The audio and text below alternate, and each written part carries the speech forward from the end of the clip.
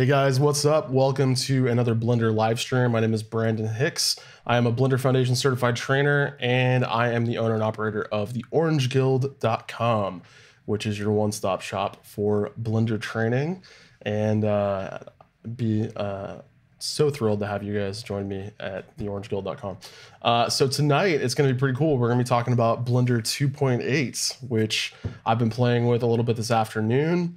And it's different, I'll tell you that, and it's going to be pretty cool when they get all the kinks worked out, and we're going to be taking a look at that tonight. So let me switch my screen over here, and we're also going to jump in tonight. The 2.8 overview won't take nearly enough time to do like a 2-hour stream, so I'm going to be jumping back into Blender on my regular project, as you see here.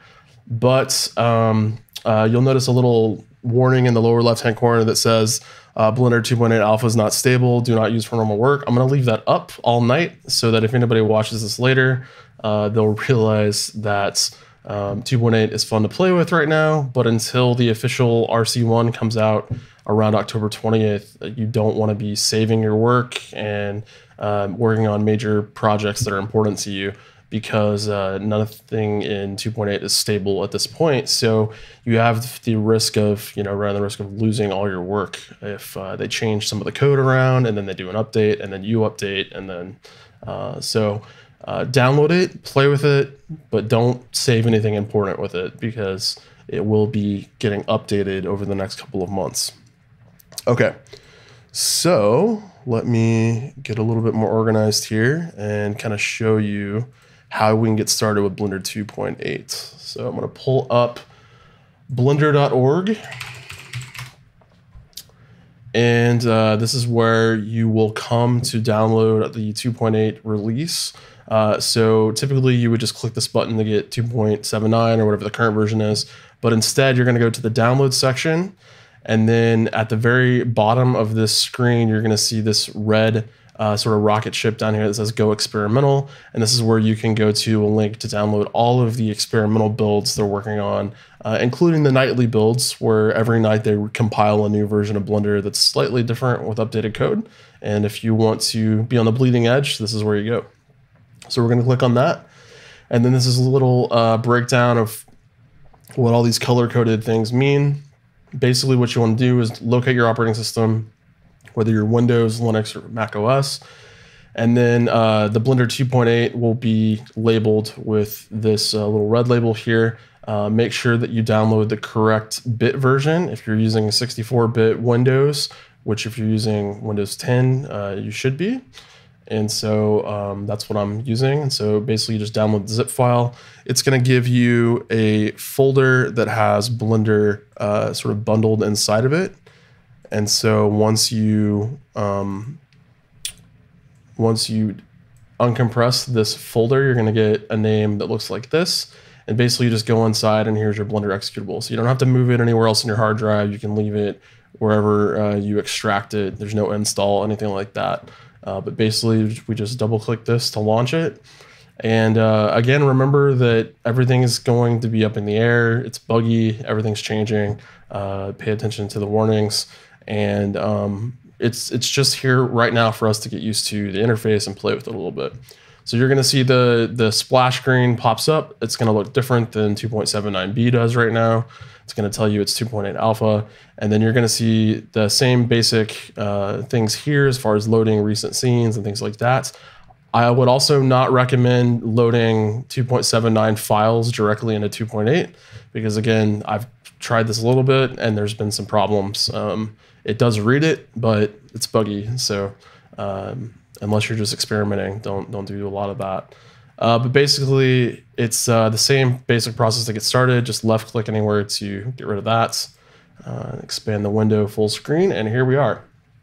Okay, so you're going to notice the first thing you'll probably notice is that the theme is different. They're using a slightly different, darker theme in this one, and it's kind of more like Adobe's themes are at this point, and so I kind of like that. They're also rearranging and playing with some of the menu design, and so this will all be fairly structured at this point, the same way that you're used to. but it will be up for grabs and possibly changing as they get in here and mess with things. And so we'll talk a little bit about that. And then if you want to get in here and start moving around, it's the exact same navigation as you're used to. So what's nice is they've added this little sort of info bar at the very bottom that tells you kind of what your options are based on what your mouse selection is and what your key presses are currently doing. So it updates depending on if you're holding Alt, Shift, or Control and things like that. And it just kind of gives you some hints about what you're doing. And so I like that a lot. All right, so there's quite a bit to get into. Let's talk about some of the major changes right off the bats. The first thing you're going to notice is that they moved the bar that's on the bottom, typically in the 3D viewport, to the top of the screen. And so same basic options are all here. In fact, if you want to move it back to the bottom, you can just right click on the bar somewhere, and then you can say flip to bottom, and it will put it right back where it used to be. So if you would prefer it to be down there, you can rearrange that and switch it back and forth. And then you're going to notice some pretty familiar things such as the mode buttons and things like that. They are playing again with the placement of these, spreading them out and kind of rearranging the way they work with drop downs and things like that. So just be aware that some of those will shift around and change as you get into this. But for the most part, on the surface, the operational part of Blender 2.8 is similar to 2.79. You'll notice they redesigned all the icons. Most of your tools palette over here is gone away, and so it's a lot less cluttered.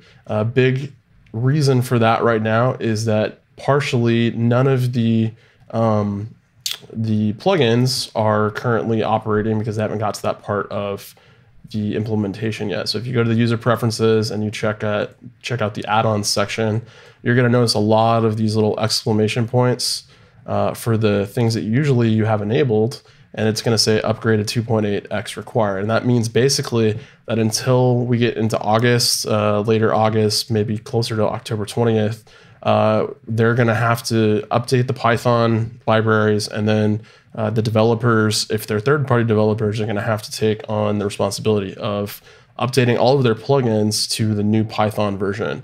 And so you will slowly and surely start to see these little warnings go away, and as all of these plugins are updated for the new 2.8 version, and then all of this stuff will be working as normal. And so don't jump in thinking that you're gonna see all of your regular plugins enabled right now, because even if they are turned on, sometimes you're gonna see that there's some work left to do to implement those.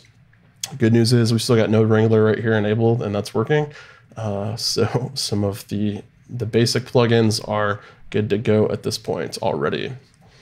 There are some changes to the user preferences, and so as far as the main settings here, these are all relatively the same, but you're going to see a new section here for lights where it's going to let you configure custom matte caps and HDRI backgrounds for your world, and some things that are specific to the camera happening in the 3D viewport itself. And so that's really, really cool, because now we can start creating custom matte caps, which is more like what you'd see in ZBrush, and very awesome for sculpting and also HDR lighting in scenes. So other than that, first thing you might do is jump into your system settings, make sure that you have all of your graphics cards still enabled, checked off on your computing device for cycles, if you're going to be using cycles. There are a few new rendering engines, and we will talk about those a little bit more tonight. So let's take a look at some of the basic features that are different and updated in the 3D viewport. If we look at some of these things here, you'll notice you have the same basic scene. You got a point light, you got a cube, and then you got a camera. And if we look at these buttons up here, you're going to see we have a solid view here, and then we have a mode called look development. And then we have a mode that is rendered. And so depending on the rendering engine you're using, this would enable cycles or whatever you're using here. If we look under the render settings, you can see under render engine, we have 3 separate rendering engines now. The old Blender rendering engine is no more. And so at this point, cycles is going to be what we are used to at this point. Then you've got a workbench engine, which is a little bit more for working as you are building out your scene. And then you're going to have Eevee, which is the brand new real-time rendering engine, which is based on what you'd get sort of like in a game engine or in a virtual reality sort of real-time engine there. So obviously that's its own subject. We'll get into that a little bit more tonight too as we play around a little bit. One of the other things to be aware of as we look in the 3D viewport is, other than these three buttons here, you have a couple of new shading options. So if we're in the Look Dev section and we pop open the shading tab, you're going to see that we have options for different lighting for the background and how we're previewing. This is sort of like what you would expect from a matte cap in terms of the background lighting and how this is working. But the really cool thing about this is once we set up a background here, you can see that we've got studio rotation, which will allow us to change the rotation of this object. And then we've got the background and how it's showing up visible right here. So we can toggle that on and off. And a lot of this stuff I'm gonna have to get in here and play with too, because I'm not entirely sure what some of this does. I just know what I've picked up on as we got in here. But to see this a little better, what we might do is go ahead and create a subsurf modifier on this this cube, turn it into a sphere, and then let's say I want to smooth shade this. Jump into the object menu, go down to smooth shading.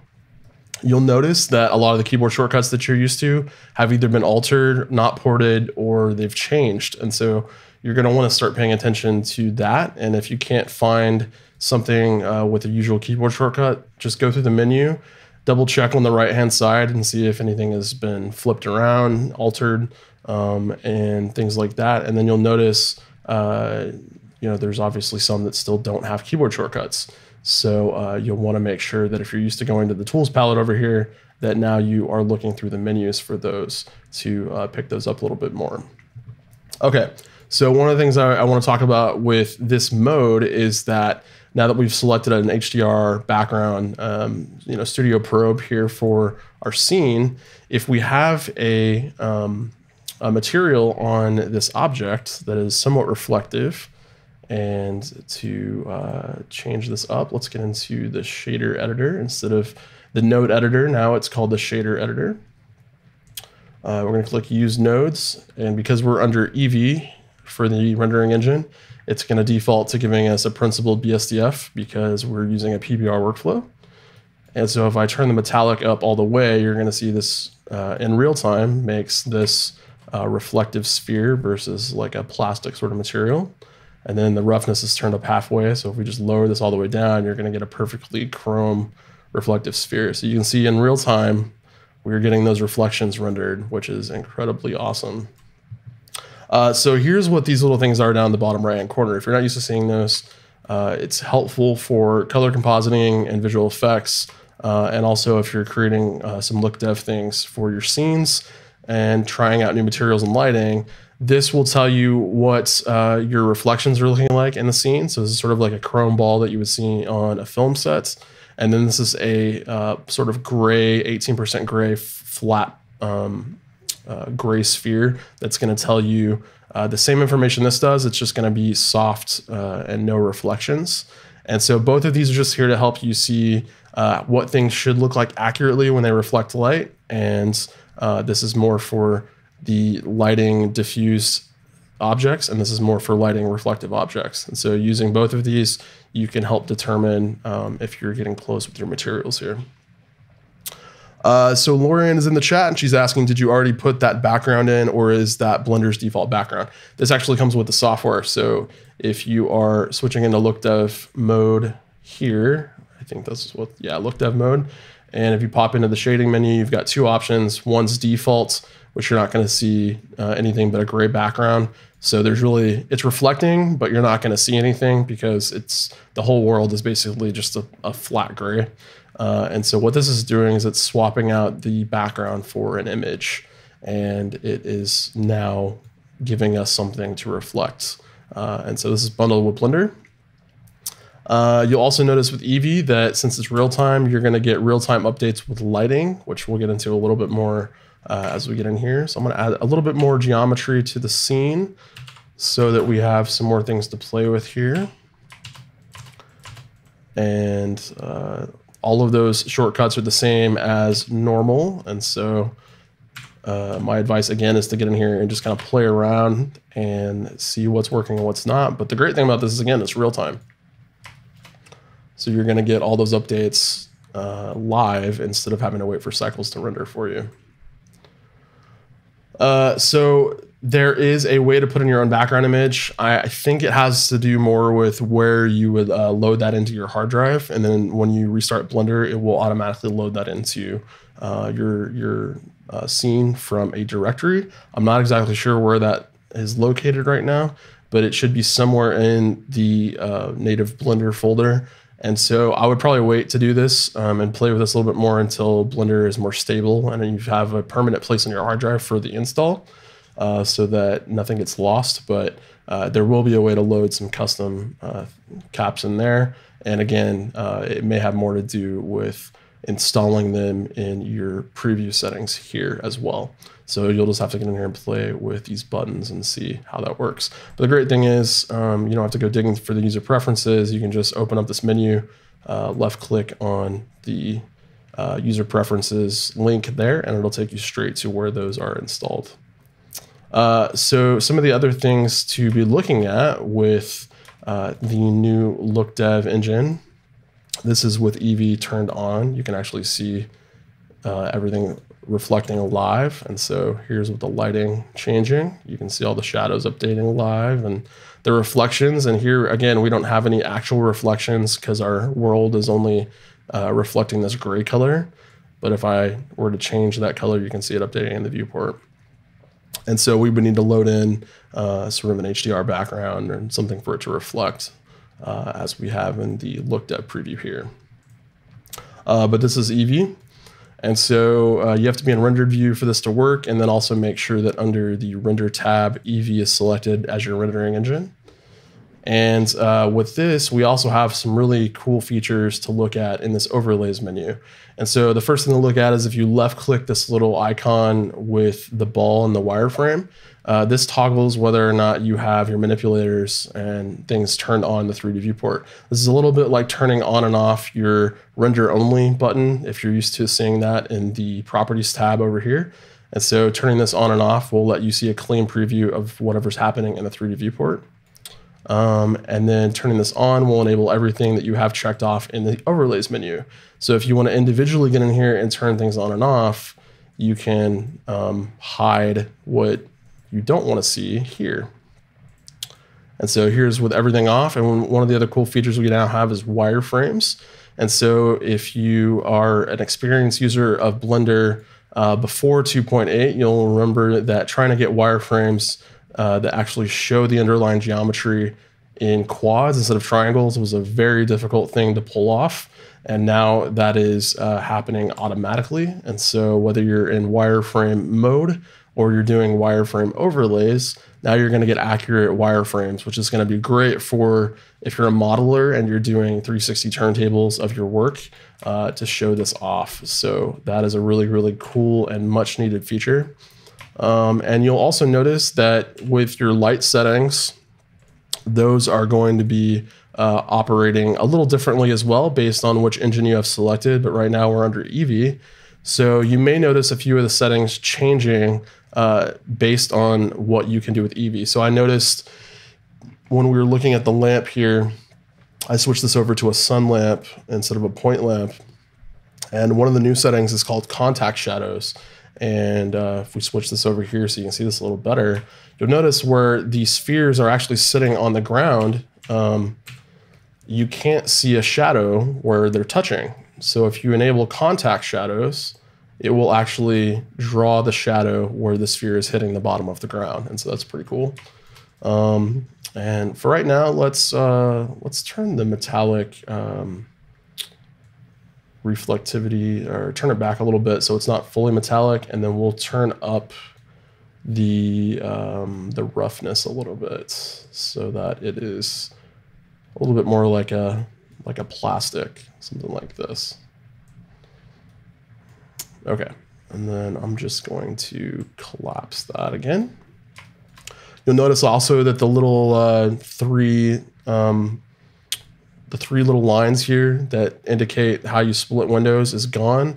But if you still hover your mouse in between, you'll see it turn into a crosshair on the corner up here, and that indicates when you can start splitting windows.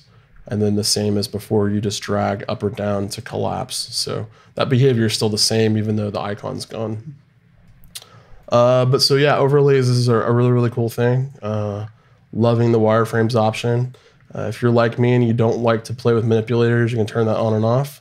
You may have noticed too, as we got in here and started adding and duplicating spheres, that sorry, I need to turn some of these back on because we're not seeing even the highlight from when I'm selecting objects, that you can turn that off as well. And so yeah, make sure you have things turned on that you need to see.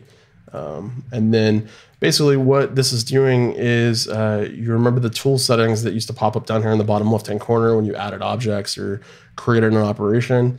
Those are now popping up in this little menu here, and that is a floating window that's giving you all of those options there. So if I duplicate an object, you can see that it's giving me my last command that happened, and then all of the options that would go along with that command. So if I added another object here, again, you can see that it's going to give me options there. If you prefer to use the manipulators, you can actually select the global manipulator using these tools here for rotate and scale. You'll see they look slightly different than before, but they operate the same way. And so if you'd like to use that, you can. We've also got this new ruler functionality that is a default that gives you distance measurement. So you just left click and drag to create little ruler measurements here, which is pretty cool. And so we can play with that a little bit to get a little bit more accurate readout here in the 3D viewport for your object placement. And let's talk about the 3D cursor and how that's a little bit different. There's some updates here where the 3D cursor, if you'll notice, it's not two-dimensional anymore. It's actually three-dimensional now. And so 3D cursor is finally 3D, which is great. You'll notice that before in 2.79 and before, if I were to place this somewhere in the 3D viewport, it always looks flat like this when I rotate. But now when I left click and place this on an object, it is going to stay rotated based on that orientation. So you can actually see as I rotate around it, it has picked a rotation based on the normal of this object, and it stays in place. So we can use that when we start getting into helping with the 3D cursor for transforms and things like that, because it will remember the rotation as we are playing with scaling and proportional editing and all that sort of stuff. So that's really, really cool. So we have three rendering engines. We got Eevee, you've got Workbench, which is a little bit different, giving you a little bit more of an interesting way to play around with your scenes here. And then again, we've got different lighting setups. There's some cool settings over here about how to tap into what you're seeing in your 3D viewport. So if we switch this over to just solid shading, you can see that we've got our matte cap settings over here like we always had before. They're going to be adding a few more matte caps, I think, than the default ones that you see here. And obviously we can add our own. You can assign random colors to objects in your scene if you want to just more easily see what's what. And so that can happen automatically now, which is pretty cool. That's not permanent. So if anytime you switch back, you're good in terms of that. But you've got X-ray settings. And they've also improved the wireframe mode for when you're looking around. You can see objects in the foreground are more solid than objects that are further behind. So there's a little bit of depth separation going on here, which helps you just visually separate a lot of things more easily if they're stacked on top of each other. And that's going to be really, really helpful instead of the way it was before with just black and white wireframes. You've got cavities, you've got shadows you can turn on. And so again, really, really helpful for when you're working. You don't want to be in a rendering engine in terms of Eevee or cycles, but you want to be able to see a little bit about what you're doing. So you've got some of this here.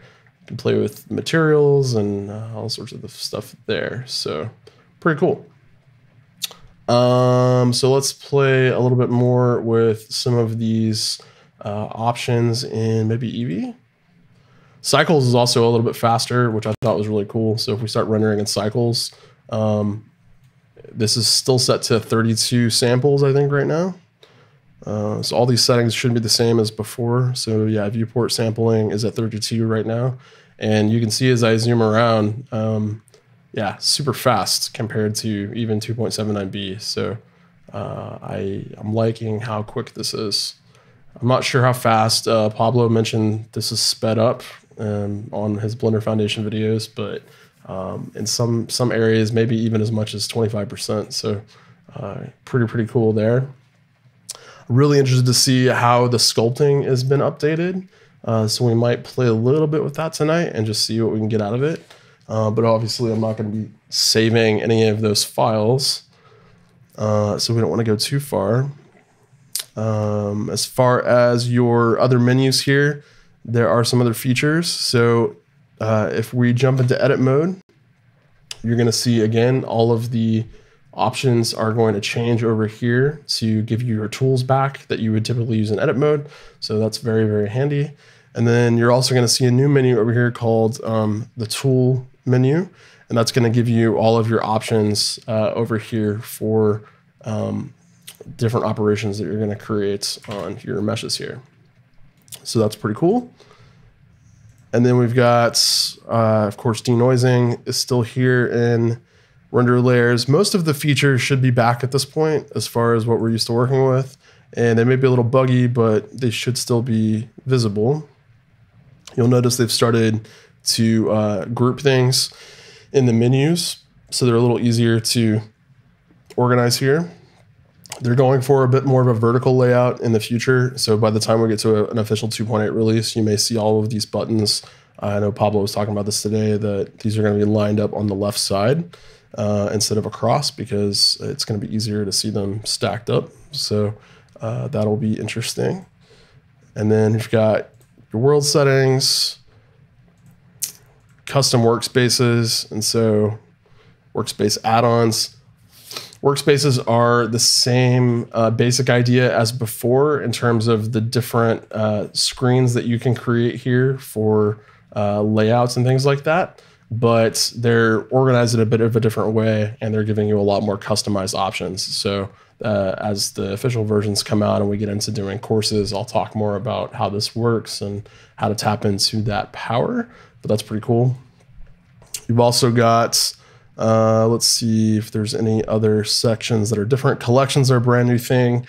Basically, instead of having everything on render layers, you'll notice those are all gone. You're not going to see render layers anywhere. And the idea here is that you don't really need them if you use something called a collection. And a collection is basically just a group and a way of organizing things in the scene. And so these are brand new to me as well. I'll have to get in here and play a little bit more with these until I feel comfortable with giving you a whole lot of data on this. But as far as collections go, basically just think about them like groups at this point, and you can create your own collections. And then everything in the scene will start off as a collection, which you can, again, enable and disable the visibility for. So that is going to be a great way to group things for layering purposes and things like that. And so we've got a little bit of an update here on the menus, as you can see, with filtering, and the drop downs are all being updated and into a nicer format and things like that. You are going to notice a few of the names changing for the editors. And so I already talked about the node editor is now called the shader editor. And then you've got a separate editor here for compositing specifically, which is good because that was confusing before. And then you'll see the NLA editor for nonlinear animation has been updated with the full name now for nonlinear animation. So that is a little easier to understand if you didn't know what NLA meant before. And of course, when we get into animation some more, we'll talk about that, but that is cool. And let's see, is there anything major that we can talk about for changes here? I didn't notice any major additions or changes to the add-ons or the modifier section, but there might be in the future, so don't hold me to that. Everything so far over here is pretty similar. This will change a little bit depending on which rendering engine you have selected, but yeah, all the rest of this is pretty much the same.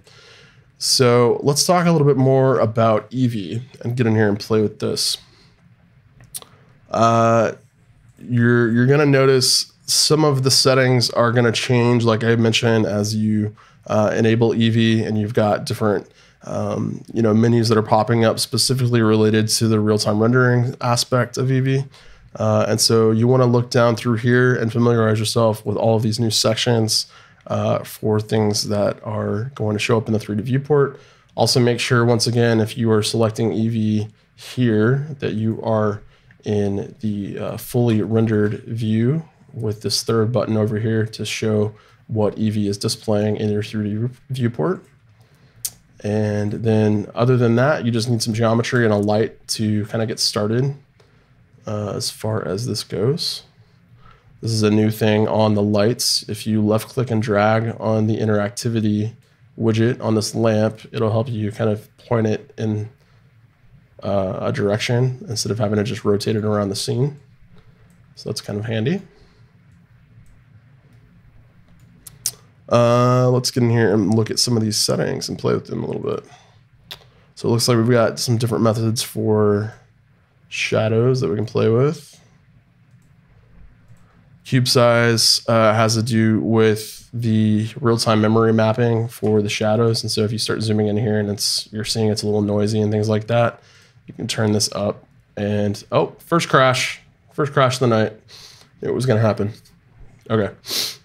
Yeah, so that will happen quite often as you're playing with Eevee. So just be prepared for it and it won't catch you off guard. Yeah, so let's get in here again and play a little bit with this and see if it crashes again. Yep. All right, that must be a bug.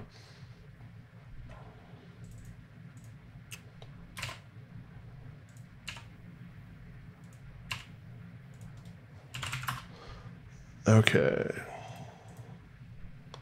Let's see what some of the other options look like. Yeah, I don't want to play with this anymore because it may end up crashing even more. But notice we got some smart shadows here. It's tapering off the fuzziness and the intensity as we get further away from this. As you can see there, it's kind of interesting. So turn on that contact shadow.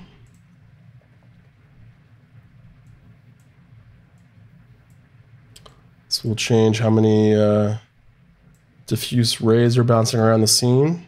And again, I'm not going to play with the cube mapping or anything like that because I'm not really sure what's going to happen. We've got screen space reflections, which, as you can see, will bounce the light from the ground back into the cube here as I toggle this on and off. So that's pretty interesting.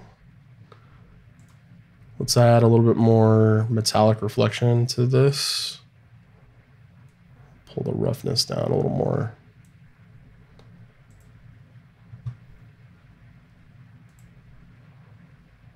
And what's great about Eevee is that almost like every single thing that you're used to with cycles is pretty much doable.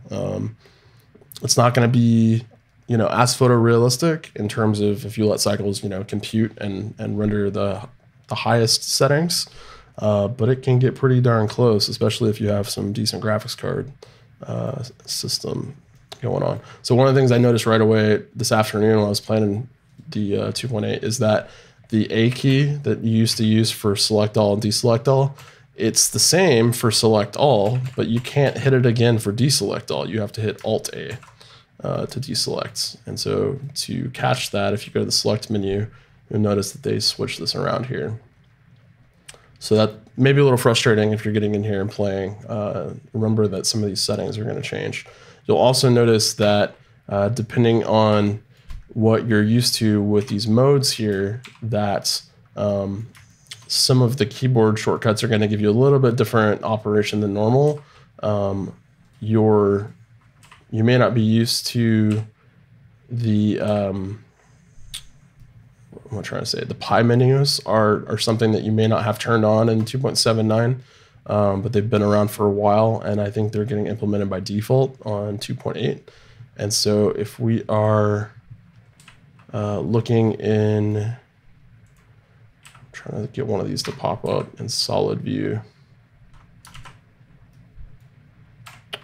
Yeah, I don't remember what the keyboard shortcut is, but just remember pie menus maybe coming back in terms of switching between modes and things like that. That happened to me this afternoon when I was playing around.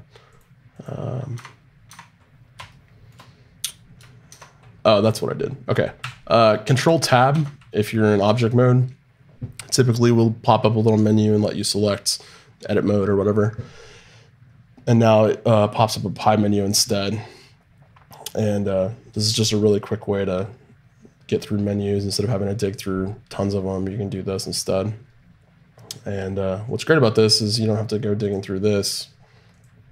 You can just hit Control Tab and then jump into sculpt mode or whatever, and there you go. All right, so let's see what other settings we got down here. I don't want to turn all of this stuff on because I'm a little afraid of what it's going to do, but let's keep playing around. So we got depth of field, as you can see right here.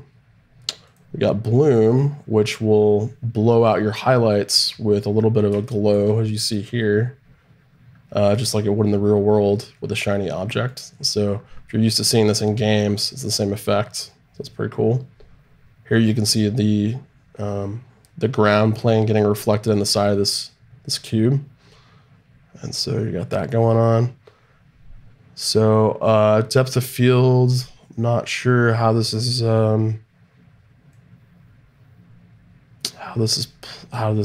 dialed in yet. But this is a good example of something you'd want to get in here and kind of play around with and just experiment. Oh yeah, so Lauren mentioned she's noticing that the ground plane is extending indefinitely into the distance, and that is true. You can see the grid just kind of fading off into infinity. So that's brand new. Looks like the objects or settings here, the properties panel is pretty much the same. So yeah, not exactly sure how depth of field is used. Okay, so it looks like we have to have an active camera. Let's grab this camera. There we go. Now we got depth of field. So now you'll notice you can play with the maximum size here. And I'm sure we need to control most of this from the depth of field menu as before. But you'll see f-stop is back to something that's workable. And again, you can pick what to focus on, and if you'd rather set a minimum focus distance with your slider here, you can also do that. So that's pretty cool.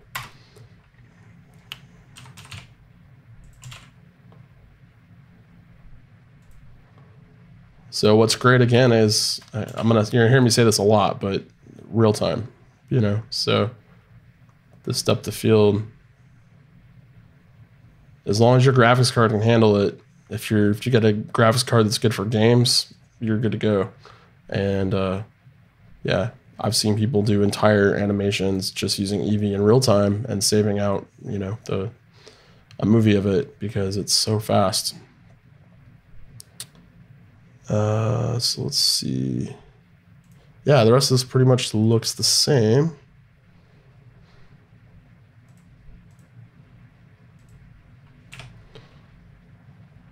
Let's look at these render settings some more.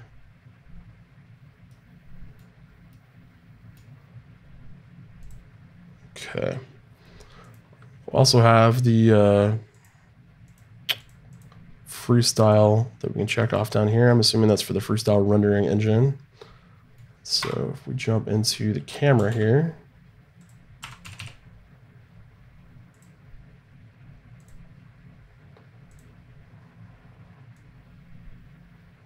to play a little bit more with that. I'm not super familiar with the freestyle engine, but this would basically give you a cartoony type of look with outlines and things on your objects. So I'm sure we'll have to go in here and play with some more menu settings to get that to work correctly. We haven't talked about this on any of my other streams, but if you're into 3D film, you can turn this on. This will give you red, blue, anaglyph, three-dimensional images here. You can also do stereo 3D. So if you want to do something for VR, you can do top to bottom, side by side. Here's where you set your left and right cameras for all of that. And so at some point, we probably need to do an entire course just on how this works, but you've got a lot of options here for things you can do with 3D rendering, actual 3D, not 2D. So it's pretty cool. That was a feature from the old Blender as well. So a little different look for the rendering layers section here. Looks like those have been changed around a little bit. Some of this may just not be implemented yet, so I wouldn't get in here and memorize too much about what's going on yet, but I've also noticed that this got moved to the top for the render layers, which is kind of interesting. But yeah, so very cool, guys. This is pretty sweet, this new tabbed workflow for workspaces. And so they've still got all the original versions saved for these layouts that are here, but you can create your own still and save those. And now they're in tabs, which is pretty sweet. So this one's just full screen 3D view. And you'll notice with all of the way they're handling the menus now, you get way more screen real estate to play with for everything. Which if you're like me and you're a little bit more of an intermediate to advanced user, you're anxious to get all of these menus out of the way when you're editing, and it's a great way to do that, is to create a custom screen layout like this. All right, very cool. So I'm gonna get in here some more. And in the following weeks, I'm going to try to keep up to date with all the changes and play around and make notes. And then right after the 2.8 version is released and we have a final version to work with, I'm going to be recording a full course on how to use 2.8 with the new features.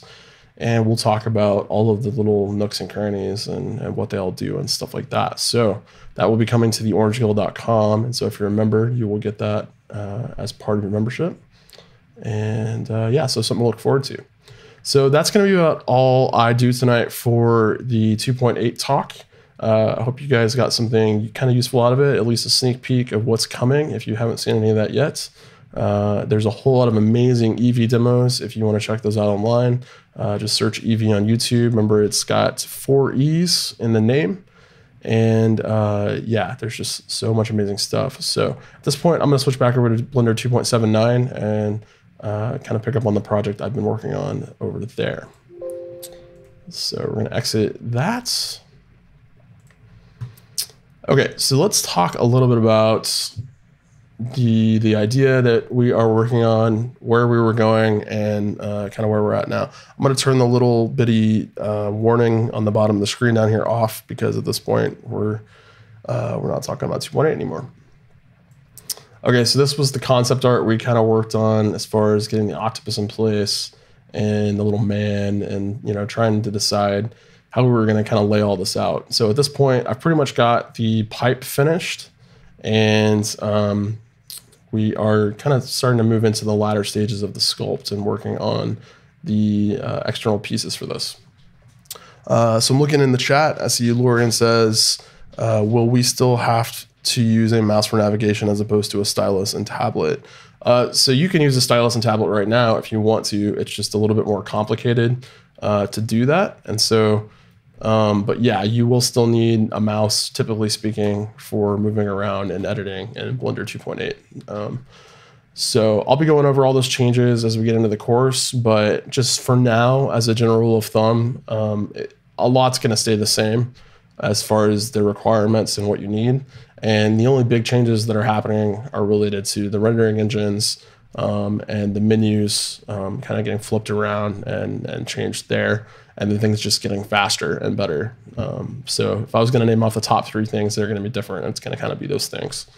And you'll see a little bit of differences along the way that are something that you'll just kind of get used to. But for now, I would still stick with 2.79 for your day-to-day.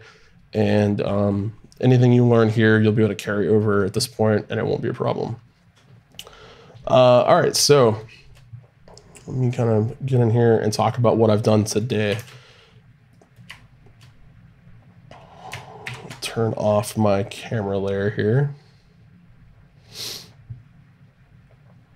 Blender is moving a little slow today because, as you can see, I'm using quite a bit of geometry on the sculpts. We're up to 12 million triangles with everything enabled.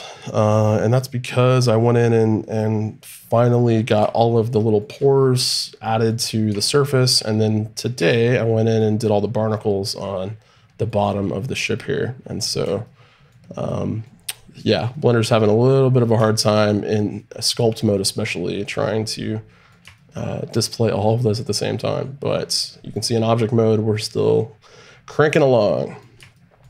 So yeah, this is kind of what I've been working on. And I think I've got this up to a point now that I'm pretty happy with the way it's turned out. I went in on all the other little sections around where the propulsion system was, and I created little raised areas for all these little pieces to make it sort of feel like it was carved out of this main piece on the body. And then I just kind of went around and made sure I was happy with all the final details. Did one pass of adding the pores, and then I did another pass right before the stream went live with these barnacles. And so I'll talk a little bit about how I created the barnacles real fast. This is a brush I created in Photoshop for the sculpting. And so basically what I started with was just a object here that is a gradient moving towards the middle. So it was a circle. And then I created a black and white gradient with a little bit of a rim on the inside. And then from there, I just duplicated a bunch of these. And from the first one, I went into liquefy under filter and then liquefy here. And I kind of warped and distorted these to make them look a little bit more shell-like. And so let me see if I can pull up my, my reference here and show you what I was working from. And that way you guys can get an idea of what I was going for. Pull this over so you guys can see on Pinterest. I've got, for the pipe, all of these little ideas. And so this was the image I was kind of going off of for the barnacles. And it looks kind of the way I was describing it to somebody earlier is that these look a little bit more like a volcano, and then it's like a volcano with shells wrapped around the outside of it, a little bit for the way this is looking. And then the inside's filled with dirt, and there's living tissue and all sorts of stuff inside of that. So, but for my brush, basically I got to this point with liquefy, and then I went in and duplicated a whole bunch of them around at different sizes, and I rotated them and then liquefied the whole thing with different distortions and all of that. And then I just started layering up, darker on the edges and then lighter towards the middle to give myself a black and white map, as you can see here. And this is what I used to do all of these barnacles on the outside of the pipe. So obviously we're not gonna use this in our final render. We're gonna have to retopo this and create a lower poly version. But one of the things I talked about last night, and I dropped a little Instagram tip today about it as well, is that you want to decimate as you're kind of going through this for your detailing section. So before I did a final pass with all the pores and the barnacles on the bottom, because I was using a detail setting of about 400 to 500 for all of these on the dynamic topology, I decimated the mesh. And so if we go back to this layer, you can see by decimating this mesh using this modifier called decimate right here, you can type in a ratio that's a percentage of the current poly count, and it will try to reduce it in the areas that aren't really noticeable in terms of the poly count getting lowered. So it'll keep the edge detail in place, but it'll try to take things on these flat areas out for you. And you can always help it a little bit by using a vertex group, as you can see here. And basically I took this down to a 0.05, and you can see here I got it all the way down to 265,000 polys, which is still very dense, but so that I can retopo from this, it's a very fast hack to kind of get through and have something workable to edit with. So now if I turn on just my details with my decimated mesh, I've got it down to 319,000 polys for the entire pipe. And now we can start retopoing, and I can use this as a base mesh for that purpose, and then bake from the super high resolution version over here on this layer. But even turning layers on and off, you'll see Blender slow down and have to catch up here. So Lorian is asking, how do I guess how much to decimate from this mesh here? And there's really no set rule, but if you want to decimate, and I'm not going to do it because my system takes forever to calculate. You know, sometimes it'll sit here for 5 minutes trying to figure out how to remove 10 million polys.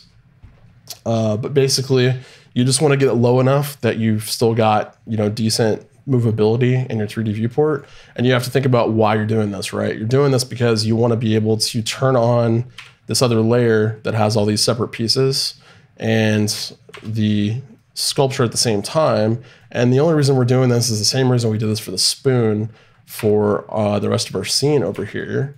If we look at our retopologized spoon here, we had a super high density sculpt that we were playing with, and I'm not sure if I still have the sculpture in this file for the spoon. I might somewhere, I don't really know. But to be able to retopologize from that super high resolution spoon sculpt, we needed to get it down to a level that was manageable. And so it's going to be even more important for the pipe that we do that, because there's so many more polys in this pipe. I think the spoon maxed out at maybe 1 million, 1.5 million, and the pipe obviously is nearing 10 million with the full version turned on. So yeah, quite a bit different. And this is a good point to bring up at this point about working in Blender and trying to decide, you know, when enough is enough in terms of the workflow. And I came really close this time to moving over to ZBrush and trying to wrap up there. And in fact, like if I had had a version laying around that was handy, I would have probably moved into ZBrush before this was over and done all the really fine detailing in ZBrush for this kind of stuff down here, because, you know, this in sculpt mode is so slow right now in Blender, and it may be better in 2.8. I'm not sure. I hope it is, but in ZBrush will not have a problem with this. And so you just have to decide for yourself at what point is your time, you know, kind of worth investing in other software and playing around. At this point, I'm starting to sculpt a whole lot more, and at some point, I'll probably be getting into teaching ZBrush and using it on more of my projects. And so for me, it may be worth it to move into that at this point. Up until now, I haven't really needed to because I've just been doing hard surface modeling. But you have to ask yourself, you know, for your workflow, when is enough enough? And if you find yourself doing something the hard way multiple times on a project, you know, consider what else is out there. And, you know, no one's forcing you to stick with one piece of software, because professionals hop software all the time and they use whatever they need to for the job to get it done. So I would recommend looking into some other stuff and playing around with it if that's your thing. Okay, let us look at what we're gonna do tonight a little bit more.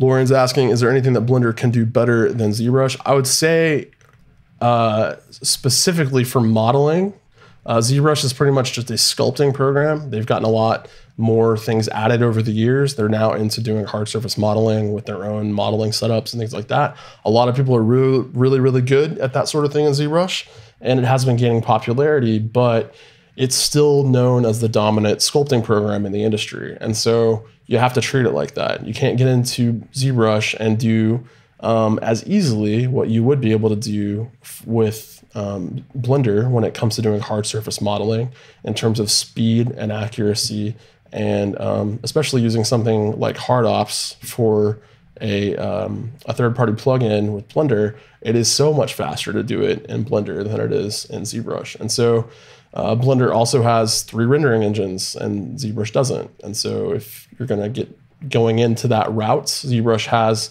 its own rendering engine built in, and then you've got Keyshot, which you can buy and purchase separately. The full version of that is, you know, $1,500 if you want to use that. And then there's a cheaper version for artists. I think that you can get with ZBrush for about $150. But that's all going to cost money on top of $900 that you're going to spend on ZBrush. So again, you know, you got to pick your battles and decide for yourself what's worth it. Okay, so tonight I thought we'd talk a little bit about, since we got most of the pipe done, how we're going to get in here and play with doing the octopus. Okay, so before I get into that, Lauren's asking, what does HardOps mean? HardOps is an incredibly powerful plugin for Blender. And let me see if I can get to a link real fast and show you.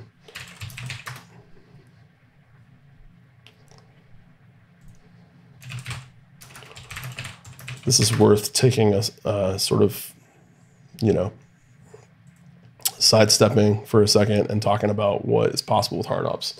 Okay, so we're going to go into the Blender Market here and look at HardOps. And so Blender Market is where I get most of my Blender plugins. If it's not on Gumroad or if it's not free, I go to Blender Market for most of the main stuff. I have my courses still, some of them on here under training.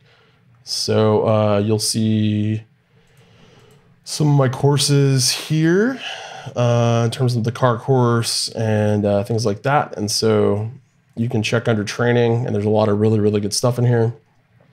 But I love getting in here and looking at the scripts because there's a whole lot of really useful add-ons that you can buy here.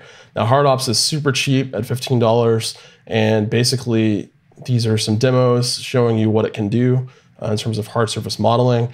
The really cool thing to do is watch the creator get in here and model using HardOps, because he's done it for so long and he's done it. He's so quick at this point that it's just really inspiring to watch him work. And so I'm not going to play through a lot of this, but you can see some of his work here with the robots. And his name's Jerry Perkins, and also known as Master Xeon 1001. But his stuff is amazing. And here you can see kind of what it does. Basically, it allows you to take basic primitive objects like cubes and spheres and things like that, and then using kit bashing techniques, you can basically get in here and really quickly, without using subdivision surface modeling techniques or modifiers of any kind, you can bevel the edges and create really complex geometry using a special technique called Boolean operations. And so what it basically does is it allows you to cookie cutter one object from another by using additive and subtractive operations. And so as we get in here and you watch him kind of play with things, you'll see he's using some basic Blender operations to model, but then you'll also see him using HardOps to quickly do things like mirror across an axis, which he's developed with his team. Tons of useful tools here to help you speed the process up so you don't have to dig through Blender's menus to do this. And it's a really cool add-on. And so, yeah, so here's an example of using some of his bevel operations and how this is working. But what's great about this is you can really quickly get up to a point where you've got a rendered setup going here with an object, and instead of it taking you days, it might only take you hours to get an object finished. So you can do some pretty complex stuff with the way this works. And yeah, I would highly recommend it. It's not the easiest thing to learn in the world, but the stuff you can do with it is just fantastic. So as is attributed by the sales that you can see here for his plugin. So there you go, free little plug there for Hard Ops, which I get nothing for, but I can tell you it's definitely an amazing plugin. So I thought I'd also show you guys kind of a little render of where we're at right now. I did a basic breakdown early on of what we had done to get up to this point, and then later on in the day I went in and created a cycle shader for the sepia light material, and then a basic wood shader for the stem here. And so just by doing a little bit of work there, it probably took me half an hour. I got this thing worked up to a point that we can now jump in and do 360s and renders and cycles, and it's going to look really, really cool. And so, yeah, this is kind of what it looks like right now. And yeah, let's talk about how we're going to do the octopus. And I'm going to show you guys a new tool that we haven't really talked about yet. And if you're new to sculpting, it's going to save you quite a bit of time as you're getting into doing characters, especially. So let me jump over to a layer that's empty right now, and I'm going to save. And then what I'm going to do is jump over here, and we're going to look at another modifier tonight that is called skin. So let me get a basic mesh here. Skin basically will let you get in here and play with creating a base mesh really, really quickly to start sculpting from.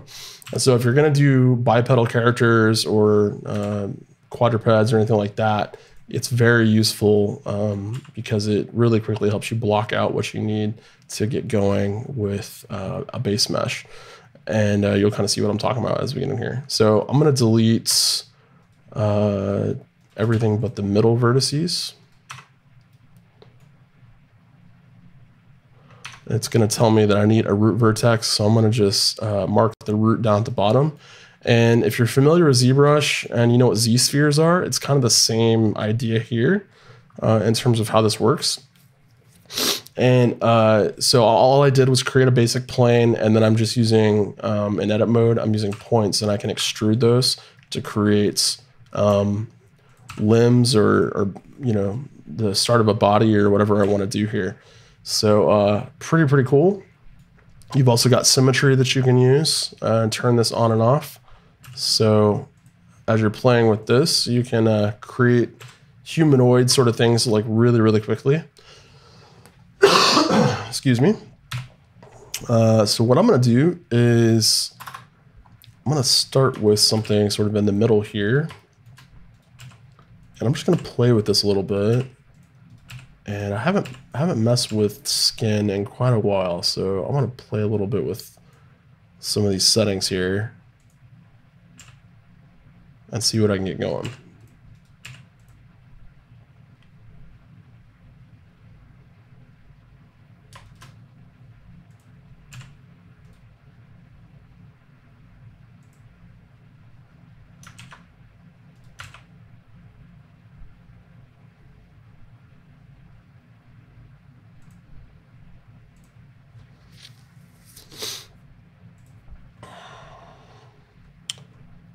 So one of the things we can look at here for these is some of these other options. And one of the things we have going here is create an armature that parallels the skin layout. So if you're trying to rig something, you've also got an easy way to turn this into something that's rigged and ready to go, which is very cool.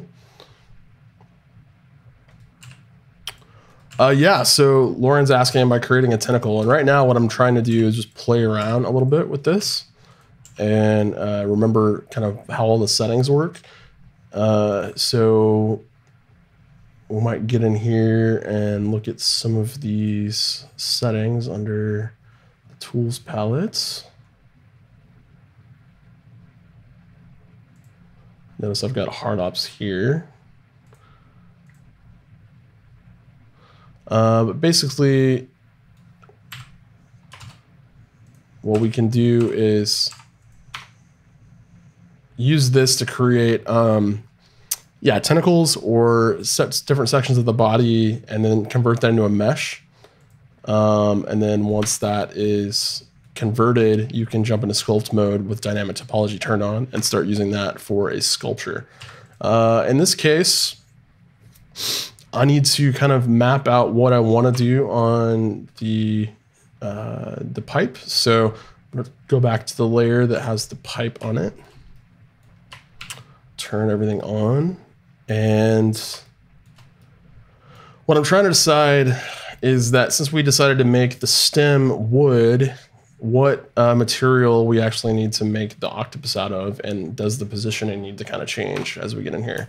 Because we had this kind of wrapping around the pipe stem, and that made a little bit more sense when all of this was the same material, because it would be sculpted out of the same material.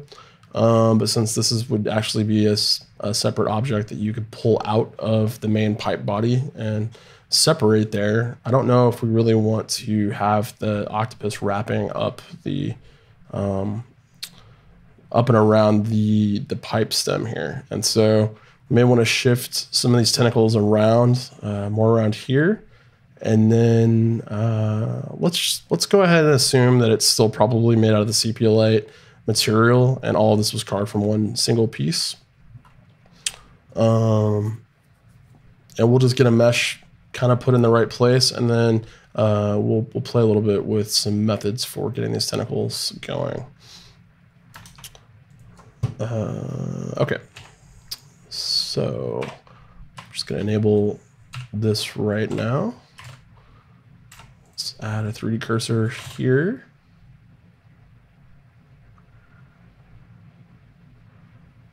And let's start with a cube.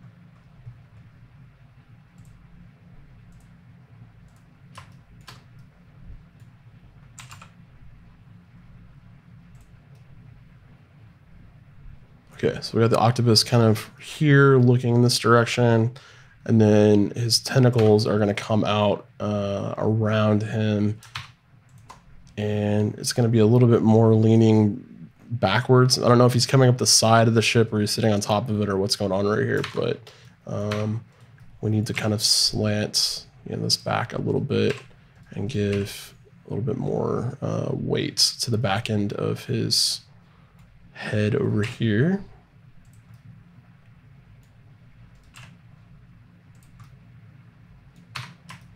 Okay, and remember, we're just getting the base kind of shape in right now. We're not worried about resolution or any of that. We'll smooth all that out when we get into sculpting. And I think for the tentacles, the easiest thing to do is going to be to use curves. So what I'm going to do is show you guys how to really quickly get sort of ropes or curves blocked in tonight. So let's use a Bezier curve. This is a new object we haven't talked about yet, but again, same as in Photoshop, pretty simple.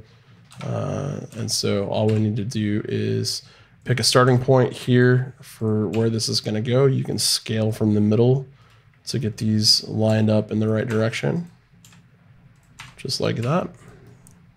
You'll want to go to the curve menu here and make sure this is a 3D curve. And then just by using the start and end points here, you can kind of get something in place. If you need more sections, you can just hit E to extrude new pieces. Or if you want one in between something that's already here, you can select two of these points and hit W and subdivide between to add in a point there. And then you can dissolve them to get rid of them. So once you've got a basic curve in place, what you can do is jump into the curve settings and play a little bit with the bevel depth to add some thickness to that. and you'll want to turn up the resolution a little bit so that you've got some more divisions going around the width. And then instead of using a half fill, you'll want to use a full to go all the way around in a complete circle. Just like that. So now you got a tube basically.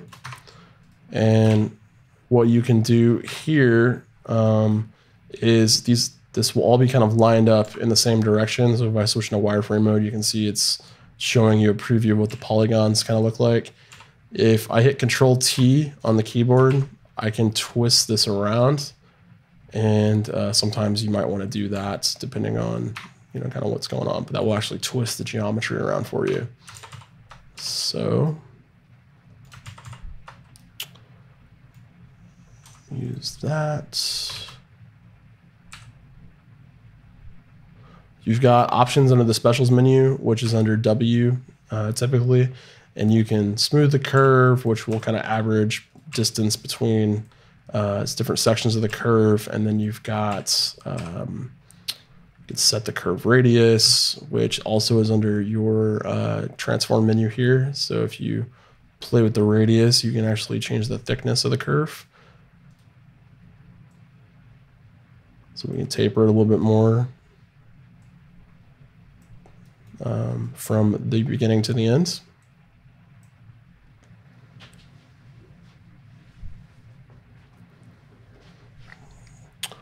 So the reason we're going about doing it this way is because, I want to be able to separate the pipe from the stem, at least in theory, because that would be more realistic. And so it's little details like that you want to remember as you're getting in here, because people that are just spectators might not think that's an important detail, but it's also something that if someone pointed that out when they were looking at the final illustration, somebody would go, oh yeah, and that would kind of break the realism a little bit. So you want to think about that. So that's a quick way to kind of get this blocked in. And at any point in time, if you want to transform that into a mesh, all you have to do is hit Alt-C, and you can transform this into a mesh from a curve. And then once you've done that, the curve options will disappear, and it's basically just a mesh at this point. Now it's going to take the transform settings or the conversion settings from the resolution that you have set here. And so if you've got too many loops, you need to just lower the preview U resolution, as you see right here. And especially if you're going to use a subsurf modifier at some point later, you'd want to do that. And that way, when you convert, you can then add a subsurf back in. And there you go.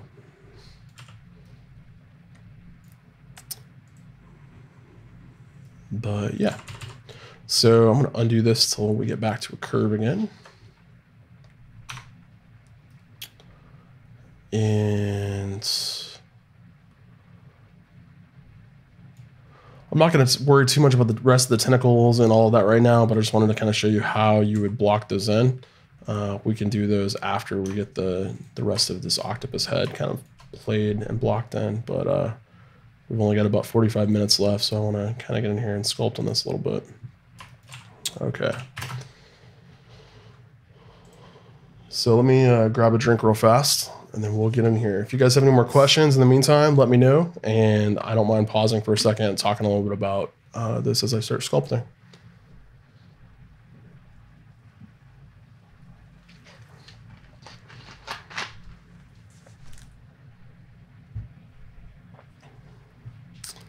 I'm going to pull my reference up over on the other monitor so that we can kind of see it. And I'll also pull this up on the lower left-hand corner so you guys can see kind of what that looks like as we get in here and play.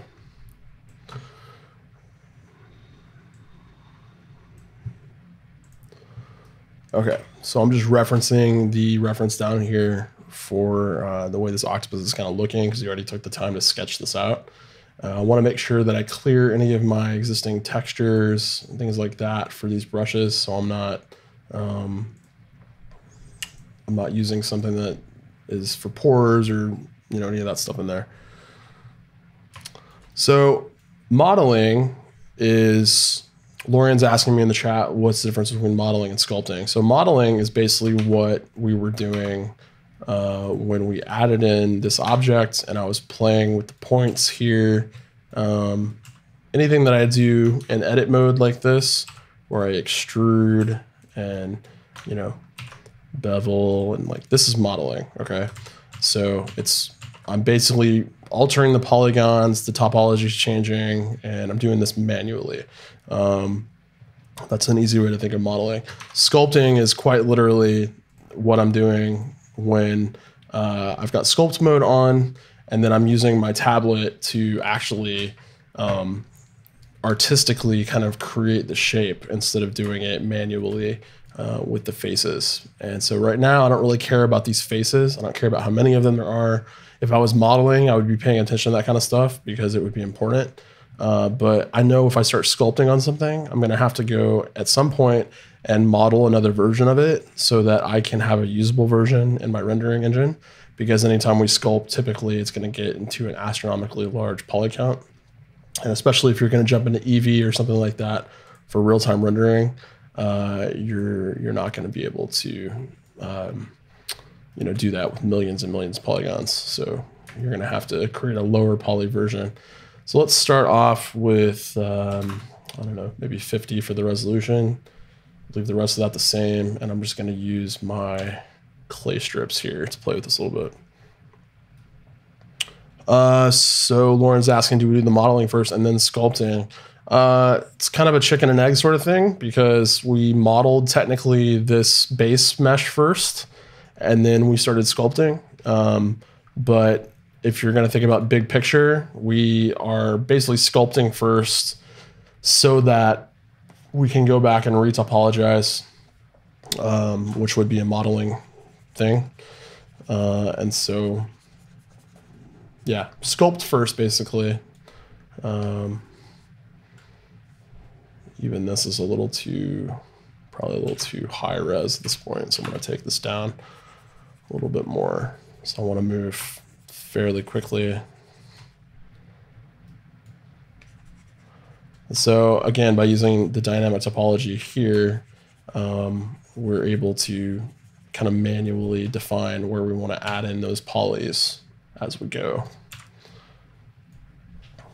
Downside is we kind of have to, again, do this manually as we go. The upside is that we have a lot more control instead of just subdividing the whole thing like you would in ZBrush or something like that. So you guys were asking earlier if there was any differences or anywhere where Blender would be better than ZBrush. And even during sculpting like this, there are areas where I feel like Blender, I don't know if it's better, but it's unique and it's a different solution. And one of them is the dynamic topology idea, where if I was in ZBrush, I don't have dynamic topology like this. I just subdivide the whole thing. And because ZBrush is so good at handling massive amounts of polygons, I'm able to subdivide a mesh into, 10, 12, 15 subdivisions before it becomes something I have to think about. In Blender, we don't have that luxury. And so their solution to this problem was to create a system with dynamic topology where I define the areas that need more resolution as I go. And because of that, we're able to only touch the areas that need to be detailed with a lot of high resolution here. And so as we can see, most of this mesh has now been subdivided quite a bit. But if I'm only going to need to add details on the front surface here, then I can turn this up to double the resolution. And now when I start sculpting, as long as I'm only touching the front side, the rest of this stays the same resolution, which is really, really handy. So let's play with clay strips again. And now we can start trying to get this blocked in a little bit. So I want the front of this to sort of cave in like this. And the sides will be a little bit more where the eyes are over here. I'm not going to use symmetry on this because, again, we would just end up going back and undoing a lot of the stuff we were trying to with the symmetry. So I don't want to get into that game of give and take, but okay. And so one of the ways we talked about doing the tentacles was using curves. You could also do it using snake hook with the dynamic topology turned on. And so if we select this and then we pick where we want a tentacle to start from, make sure we have that turned on, and then we can just pull out a tentacle from anywhere on the mesh here. And so this needs to be turned up enough.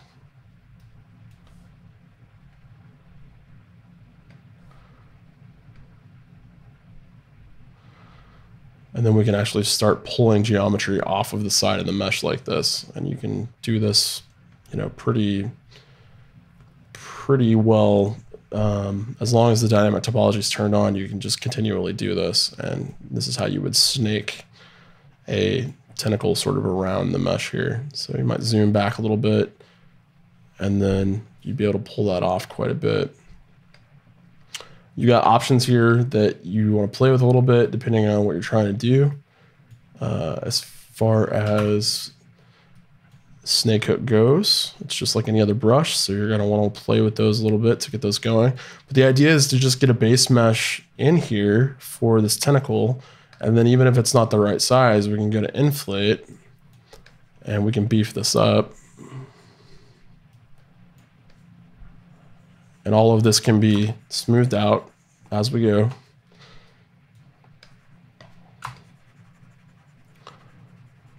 Where it's clean again. And then we can get our grab tool. And so if we want to do all of this from sculpt mode, this is a perfectly legitimate way to get in here and play with kind of moving this around. And so what I might do is switch off the dynamic topology for grabbing and moving it around, because it'll be a little quicker. But this is how you would do that.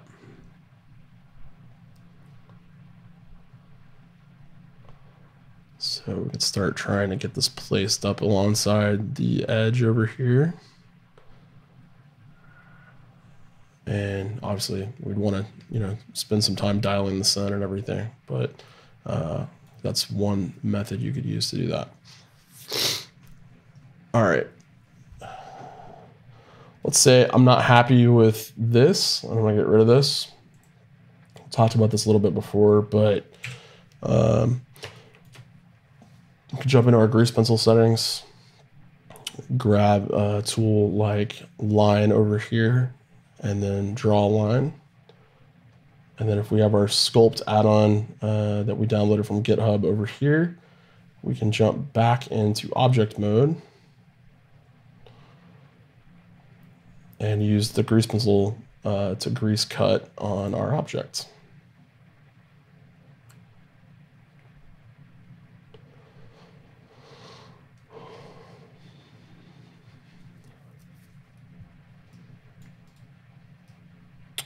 So depending on what view you're in, this works a little better or worse.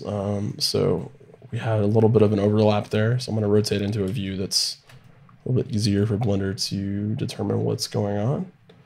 Jump back to the grease pencil layer and then make another line. It's not overlapping any other part of the mesh or mesh down here. And then let's try this again. Sculpt.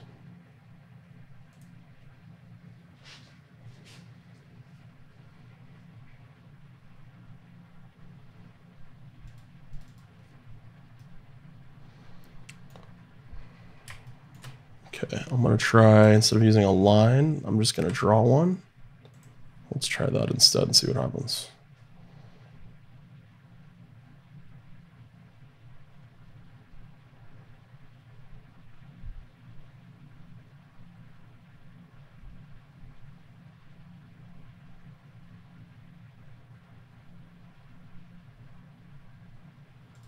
Interesting.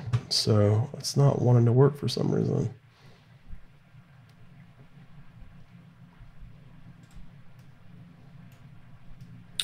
Huh.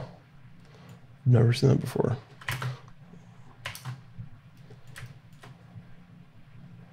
Let's do a remesh and see if that will help. So one of the things we might have done is scale this around a little bit. So we might want to apply scale as well. So I don't want to do that much. So let's go up to about 7. Remesh that there. This is going to apply the same number of polygon density over the entire mesh.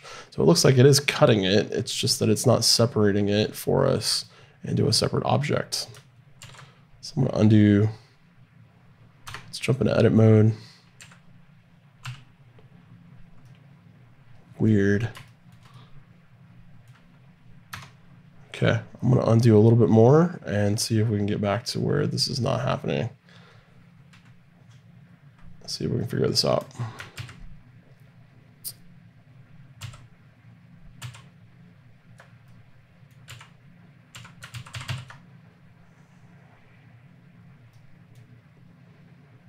Sorry guys, bear with me on this. Undo a little bit more.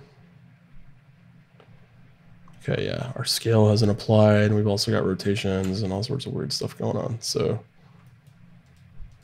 looks like it did something with a separate object down here on the bottom.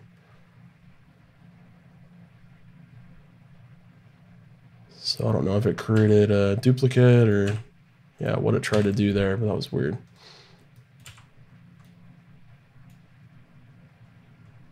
Okay.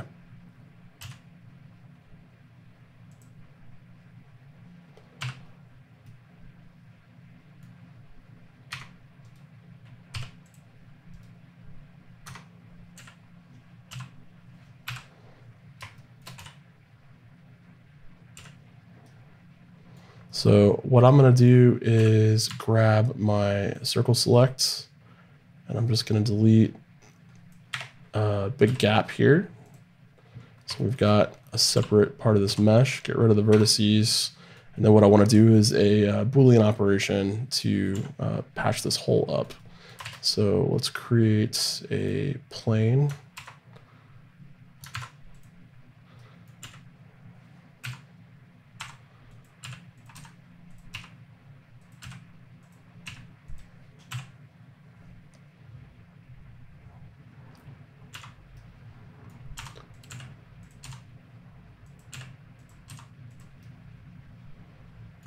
Get this rotated into place here.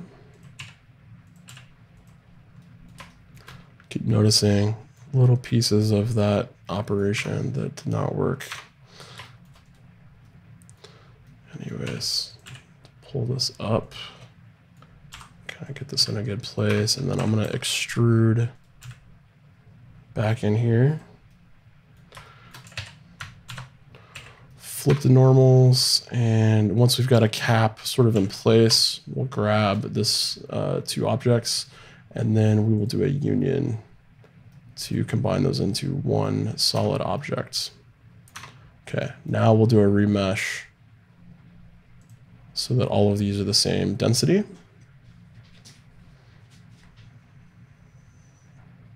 Let that calculate a little bit. And now you can see all of these are basically the same density here. So when we jump back into sculpt mode and try to smooth this, it should be a little easier to smooth out. So here we go. Let's crank this way up.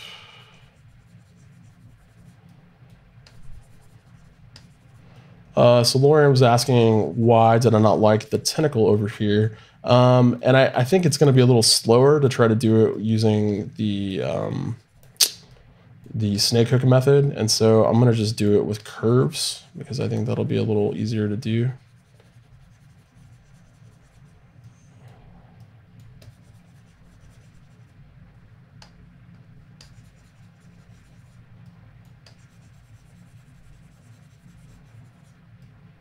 Okay. So let's play again with dynamic topology. This should help patch this up a little bit for us. So we got some things going on here that are a little weird.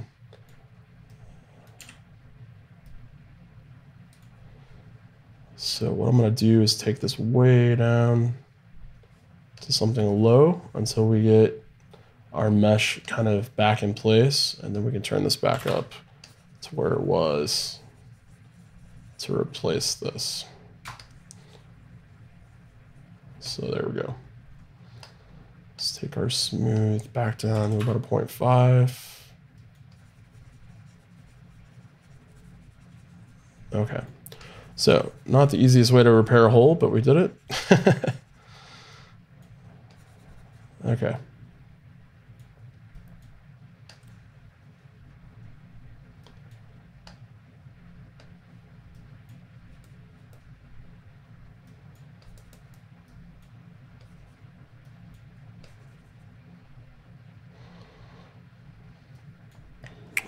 So Decimate does pretty much perform a remesh operation when it works, and it's not going to be as clean as doing a remesh, because remesh will basically make the whole thing the same size quads. They're not triangles. They're they're going to be quads or whatever. But yeah, so yes, it does, but it's not going to be nearly as clean.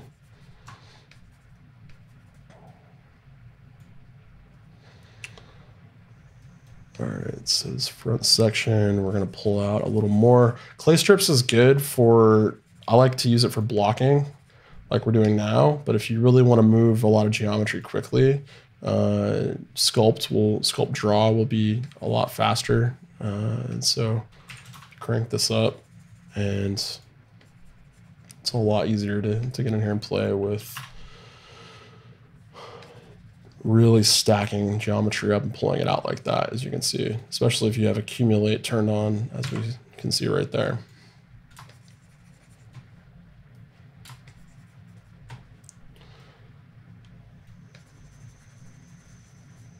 So you can see how much faster that is to pull out big sections. It's not nearly as controlled as clay strips. So if you're wanting to build up sections little by little, sculpt draw is not the easiest thing to use for that, but it does allow you to move clay, which is oftentimes what you want to be doing. It's really quickly getting things moved around and blocked in. Okay, so we got a little bit of some humps back here I want to play with adding in. Remembering we don't have symmetry turned on, so we're going to have to do this on all sides. There's a little bit of sort of like a divot going in back here where the two halves of the brain or whatever this is are separated. So we can add that in.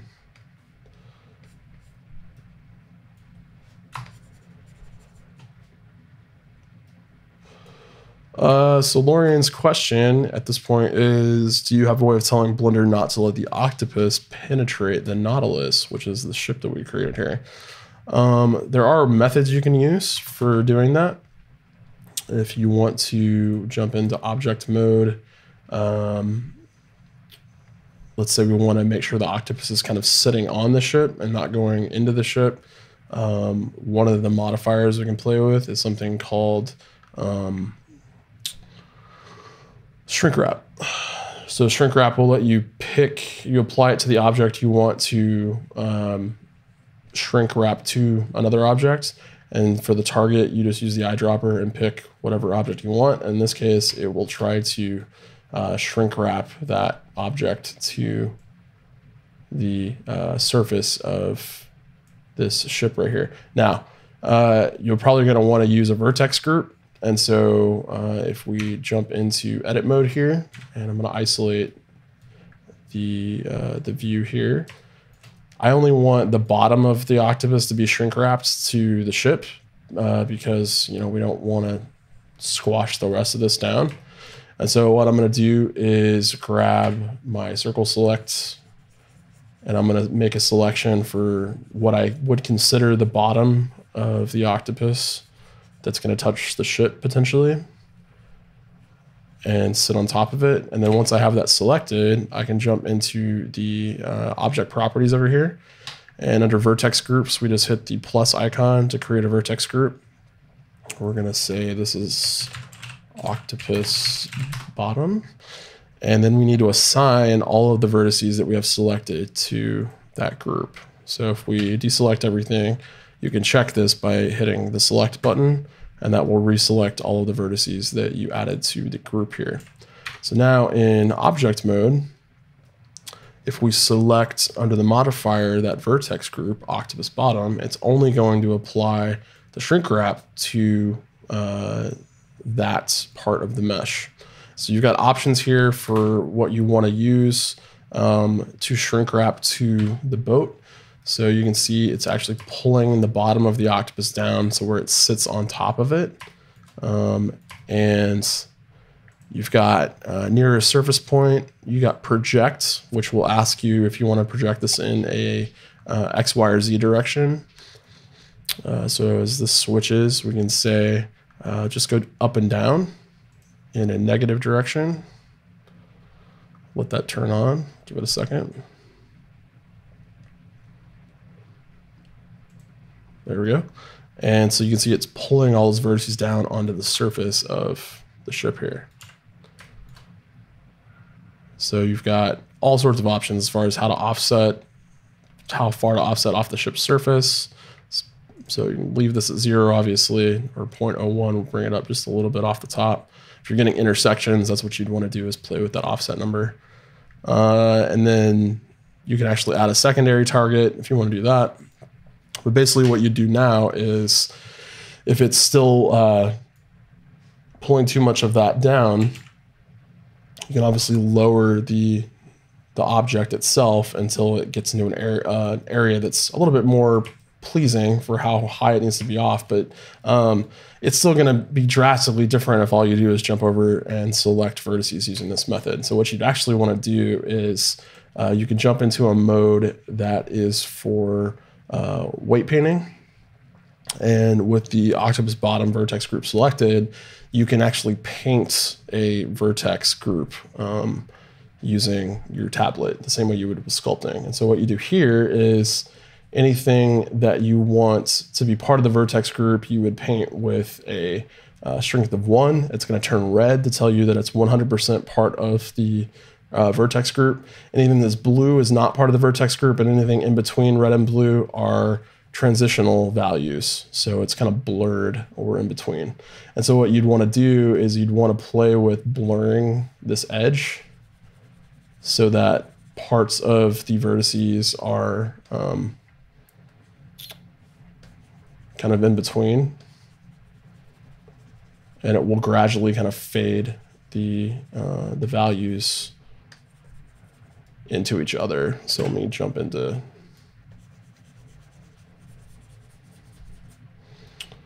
local view here so you guys can see what it's doing. As you'll see it update live, basically when I create a blur between both values, it starts averaging the amount that it's pulling on this object.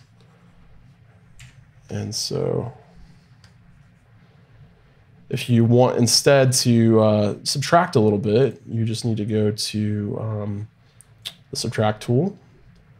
You could pick your final weight here and the strength that it starts subtracting. And so you'd want to ease into this a little bit, but you can start removing parts that are at 100%, which is red. So it's not going to be so drastic. And then once again, you just kind of go back and forth between blurring stuff like that, and it'll ease up on that. But what I would do is take all the things that are really, really spiky, get those kind of, lessened to a certain effect, blur it to where there's not any major differentiation happening. And then what I would do is slowly start adding with sort of a lower strength value these sections on the outside edge. And that way there's again, a very smooth transition on the vertex group. This is the same basic technique we used to kind of roll the edges of the map when we were building that in our subdivision surface modeling course. So if you're interested in learning a little bit more about how this works, you can grab that course in the Orange Guild, and it's a good introduction to how this sort of thing kind of works.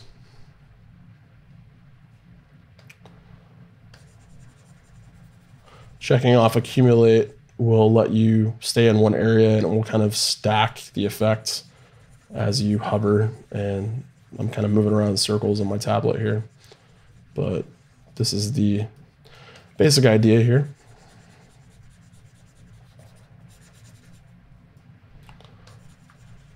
And then once you've got everything pretty well smoothed out, it should look a lot more pleasing when you switch back into to a view that has the ship underneath, because now it kind of looks like it's just sitting on top where it's supposed to. So there we go. And then we need to also fix this area in the corner over here. So we missed that section.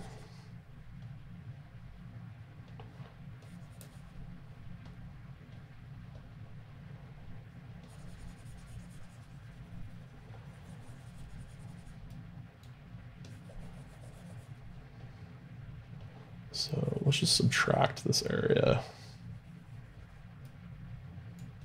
So nothing on this side really needs to be sitting on the ship. So we can pull this all out and then smooth it back out.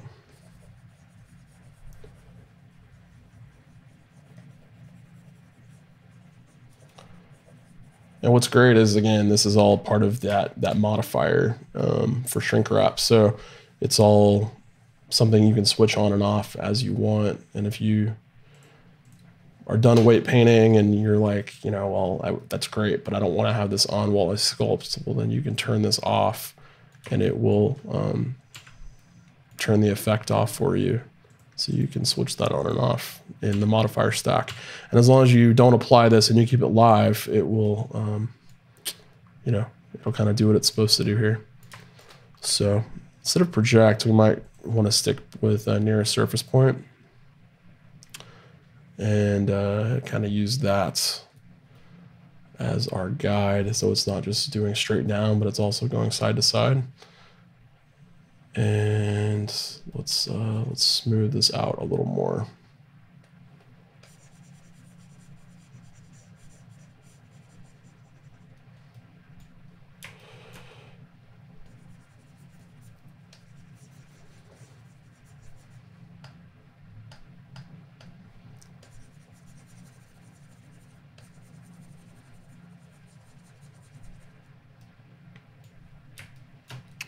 You'll also notice that as we get in here and play, you're still going to get areas that are really blocky, and some of that has to do with the weight paint, but some of it also has to do with the fact that we don't have a lot of geometry and sculpt mode added to that section yet. So you may need to get in here and switch on our dynamic topology and play with that. Now, one thing to keep in mind is, if you do this early on before you're done sculpting, it's going to give you a warning that since you have a vertex group and it's assigned, that you're going to mess that up if you start using dynamic topology.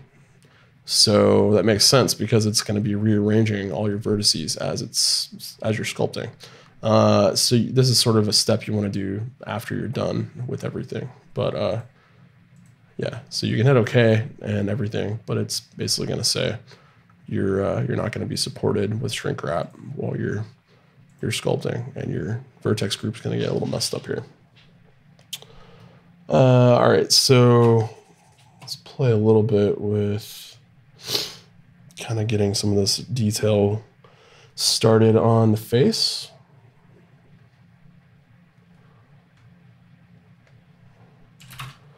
I'm going to switch our resolution up to about 50, zoom in a little bit so we have some more room to play. And then I'm going to start working on some of the facial kind of details for the octopus. And so what we want to do is kind of block in where the eyes are going to go. And remember, we kind of decided to make these a little bit tilted. And if you're doing humans or anything where you've got eyes, what I like to do is put a little sphere in for the eyeball. And that's kind of a good stand-in for, you know, an eye that you're going to model later on. But it helps you kind of visualize how to wrap an eyelid around something. So in this case, I'm probably not going to put those in right now, but something to think about. So again, we're going to want to scoop in and then build up this sort of muscular structure on the outside.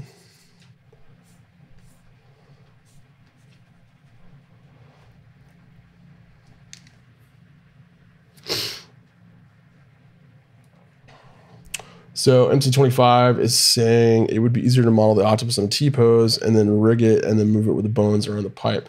That's true. If you're going to be, you know, creating a model that you're going to animate. So if it's for a character or something like that, I would definitely recommend doing what MC25 is saying. You'd want to start off in a basic T-pose with the arms out to the side, the head's here, him standing up and down. And with an octopus, it'd be a little more difficult, but you'd want to have the arms splayed out in all 8 directions. Then you could rig it, and then it'd be easier to move and wrap around the pipe. But in this case, I'm not going to be moving it around, and I'm not going to rig it, so there's no need to model it that way because it's just for this illustration. So, but yeah, if I was going to do this for a game, we were going to be animating this, I definitely would say you would want to do it that way. There is ways to, once you get into the retopology stage, go back and re-rig it, but it would be more difficult. So that's a good tip.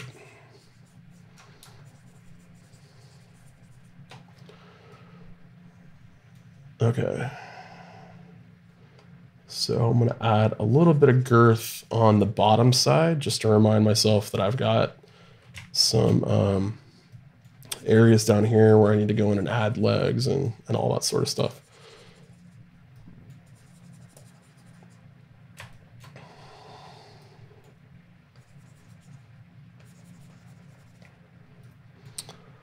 But we're going to want to stay pretty fast and loose at this point.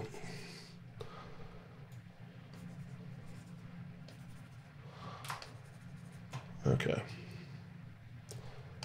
So let's pull down the size a little bit more and let's zoom in a little bit. I might turn this up just a tad. And let's play with getting some of these eyelids in place. I think I'm going to switch to a crease for this right now.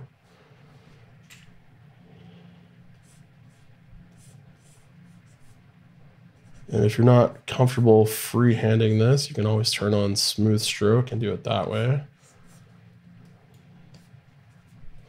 When we actually get into doing more of the face, I'll probably pull up some other reference for the octopus that is on Pinterest and go from there. But for now, our sketch is probably good enough.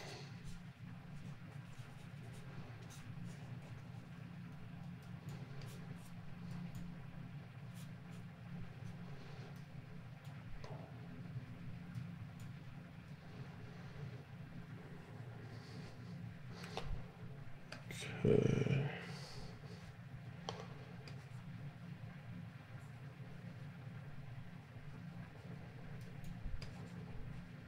One of the other things I probably won't do is, now that I think about it, is I probably won't do eyeballs because this is something that we're insinuating as being sculpted from a solid piece of material. So we wouldn't need to have separate eyeballs in there because it would not be as realistic. So typically for like sculpted eyes, what you're going to see is someone block out a basic volume like this with a sort of silhouette shape of the eye. And then for the pupil, you're going to see them sort of carve into the mesh. So we might take out our sculpt draw, and the pupils in this case are going to run sort of sideways. So I'm going to dig in to the mesh like this. And there's sort of a weird type of, let's call this a dog bone shape in terms of the pupils. So they kind of do something like that. And I don't like that because it's not slanted enough. So I'm going to undo that. And I want to go more like this direction.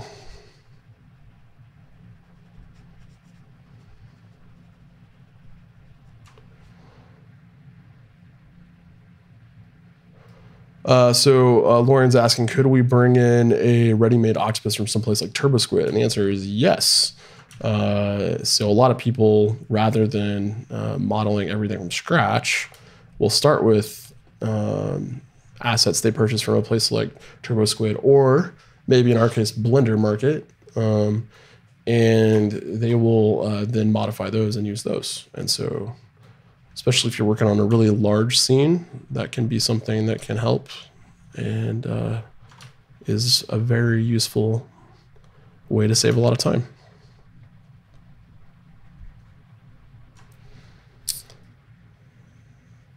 Okay, so we do that a little bit. Let's see. I'm gonna add a little bit more detail on the side here. So I'm trying to decide. Got some weird shapes happening with these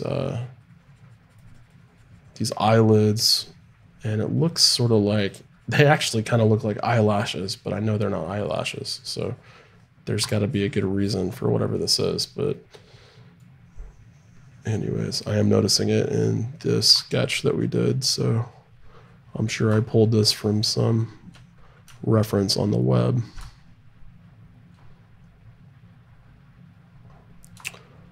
So Lauren's asking, before we end today, can I show you guys about Blender Market objects? And sure, I'd be happy to.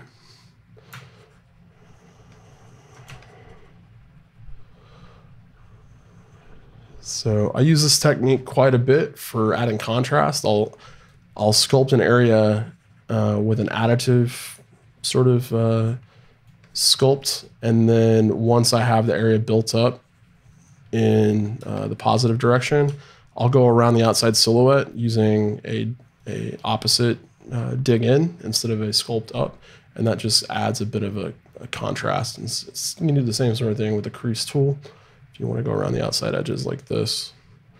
But what I find useful about doing it the other way is that you don't have to switch tools. So that's a big benefit. So yeah, pretty cool.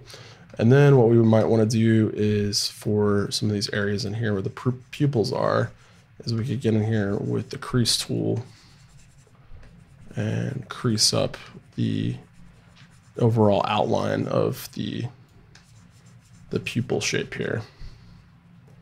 And that'll just give a little bit more emphasis to what this is from a distance. In fact, I would probably do that to all of the sections around here when we're done sculpting, but yeah. Okay, so we're pretty much out of time. Let me jump over to the Blender Market real fast and kind of walk through what that will look like. Lorian, do you have any specific questions you want to ask about Blender Market objects? And I'd be happy to kind of address those specifically.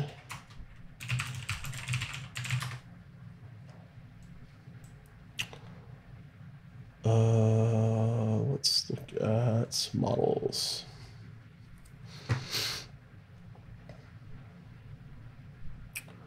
So they've got tons of stuff in here if you want to use it. And it's actually great just to get in here and get a couple of assets that you're looking to build and learn from it. So if you want to get into doing animals or something, and you are really struggling with how to do fur or something like that, you can get in here and purchase a model that has a really good a look to it, and then play around with their setup and see just how they accomplish solving those problems for production purposes. And obviously the goal here for the market is to provide assets for you to use in your productions so that you are saving time, and that's the idea of purchasing assets. But basically, this is how it works. You just purchase the asset. It's going to give you a blend file for the Blender Market stuff. On sites like TurboSquid, eventually, essentially, you're going to get an OBJ probably that you would bring into Blender, and that's what you would use. Some of these are rigged, some of these aren't, so you want to watch out for that sort of stuff. But let me pull up a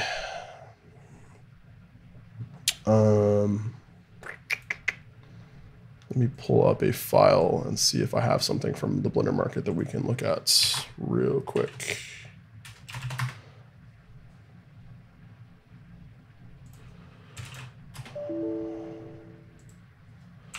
So sorry guys, give me just a second to get into this real fast.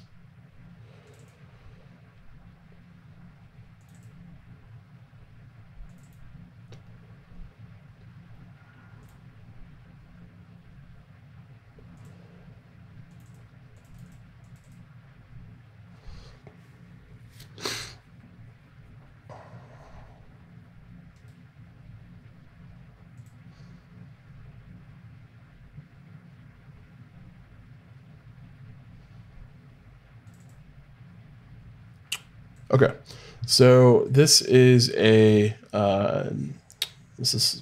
file that I got from the Blender Market. This is a tripod model for a lamp, and I basically extracted this into this folder. And you can see that if we go into scenes, it's just going to be a blend file. So you just open this up, and you can see their original file. And typically they come with descriptions or instructions inside that you can play with. This one's fully rigged, so that's very handy. It's got a little rig here for moving it around, and then you've got a controller here for this part of the tripod. This here controls the cable as far as how that's dangling, so you can see how that's rigged up. So that's all controlled there.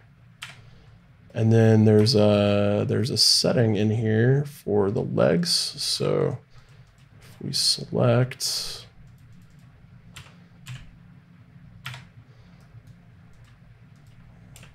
I haven't used this in a while, so I'm trying to remember how they have this set up. But basically, everything's rigged and ready for you to go. So there's a manual that came with it, so we can take a peek at that. And yeah, so I thought this one was cool, so I bought this one, and yeah, so this will tell you how to use it. And most of the files from Blender Market, if they're rigged and stuff like that, will give you some sort of documentation on, you know, how that works. So, anyways, that's sort of what you would do. Now, if you wanted to import this object into a scene, basically what you would need to do typically is work with the group here. So. You've got things outlined in green like this are grouped into a specific group, which you can find under the object settings, or actually the object properties over here. And it's called ASF tripod. And so that's what you would need to look at as far as importing that into another scene. And so Lauren's asking, does rigged mean that you can manipulate the object? And yes, that's what that means. So here we go. You can see as I grab this main controller at the top and I just move this around, the legs are bending with the tripod, and it's all automatically rigged up and connected to be easily posable, just like a character would be. And so this makes it really easy to animate and position in your scene and things like that. And so professional objects from the market are usually set up in such a way that they're easy to kind of manipulate like this. And doing this by hand, if you're new to this, would take quite a while to learn how to do all of the complex rigging and setting this up, you know, because you've got a little plug-in here for the cord and, you know, all sorts of stuff going on. So this definitely saves you time as far as, you know, getting this going. But so we're looking for ASF tripod as the group. So if I start a new scene and then I want to go to, let's say, append, I can go find the, I'm going to pull this over real fast so I can find this file.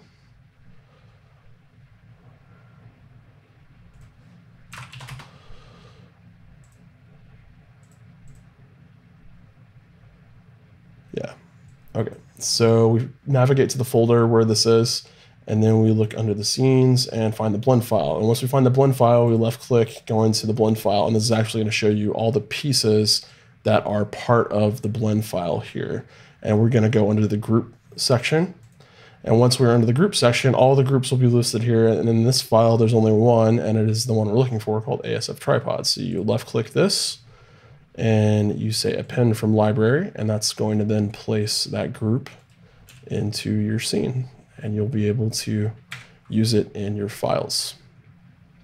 It gets a little bit more complicated when you talk about linking, because appending will actually copy the entire object into memory, and all of that from its original file will come in as is. So it's just like we opened a copy of this and copied it all into it. Linking is what you'd want to do if you want to save a little bit of memory and be a little bit more organized. But there are some more considerations to think about when you're doing that. So you don't want to start with that because you're going to get into proxies and stuff like that that you need to be concerned about. That's also going to change a little bit with collections in Blender 2.8. So you want to be thinking about that as you get in there and think about what you're doing. But yeah, that's how you would kind of do that. So last question of the night is, can you bring an OBJ file into Blender? Yes. So go to File menu, then go down to Import, and then click Wavefront OBJ. That should be there by default. And then you just navigate to where an OBJ would be. Here's your import settings in the lower left-hand corner. And Blender does read OBJ files a little differently from other programs, because remember that our z-axis is up and down, and typically in other 3D software the y-axis is up and down, and so sometimes you have to keep that in mind when you're importing. You want to go to Wavefronts OBJ, and it'll even ask you, you know, what's forward and what's up, and if you say y is up, then you know, you can change this to z is up or whatever you need to do to compensate for that, but that's what you would do there. And that's how you get OBJs into Blender. So pretty easy.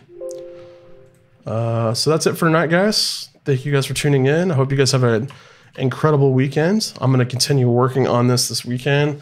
I'm not sure if I'm going to be doing a guild stream tomorrow. I might be, but I will send out an email to the guild members and let you guys know.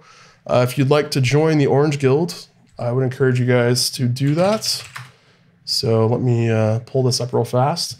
I'm currently working on a new blog. So the news section right now is kind of, you know, old fashioned and stuff like that. And we're not seeing any pictures, and, you know, it's a little hard to navigate. So I'm working on a brand new blog for the guild. But if we go to the front page, you're going to see there's a little section here that says Explore Your Training.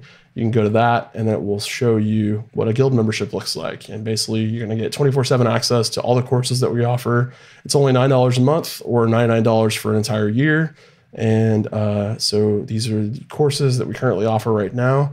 I am currently working on new ones, including the sculpture project that you're seeing now. And I'm going to be talking about how to do an entire 3D illustration in Blender. And also going to be adding a free training library coming up soon. And so I would appreciate you guys coming in and at least signing up for a free membership. But if you would enjoy getting in here and learning some things, we have a lot of fantastic courses that you can find in the guild. This one's just been updated. If you want to learn how to build an entire car from the ground up for film, we've got this one. You can enroll individual training for one-time pricing, but I would highly recommend just paying, you know, the $9 a month and getting in here. This course is over 10 hours. It's got lots of amazing sections talking about how to do specific things for cars.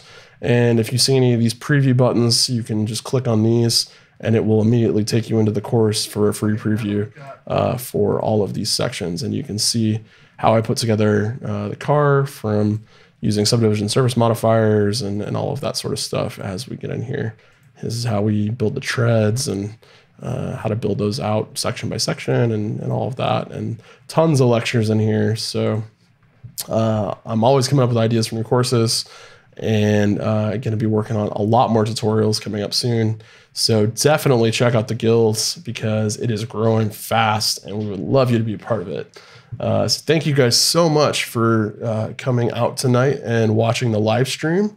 I am going to be working hard on my 3D illustration to get this in a good place for us moving forward. And then we're going to add it back to our main scene, which is over here. Let me jump back into object mode and show you guys where we're adding this. So this is the scene we're currently working on. And so you can see all the sections here. And these are some different camera views that we're playing with right now. But basically we've got a whole lot of objects that are looking very cool so far. And once this is all done, I'll be going back and doing an entire course on just this stuff. So let me get over here and show you guys kind of where we're at with the render before I wrap up and kind of give you guys a preview of what is coming your way.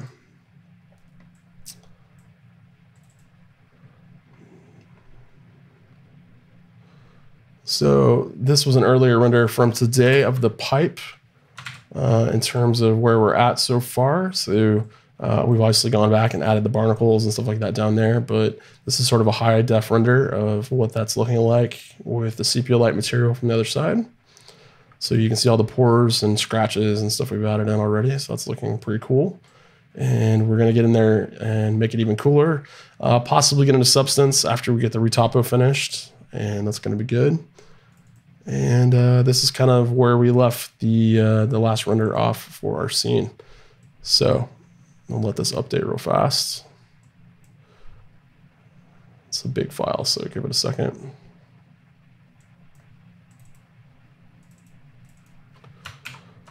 Okay, so this is should be full resolution.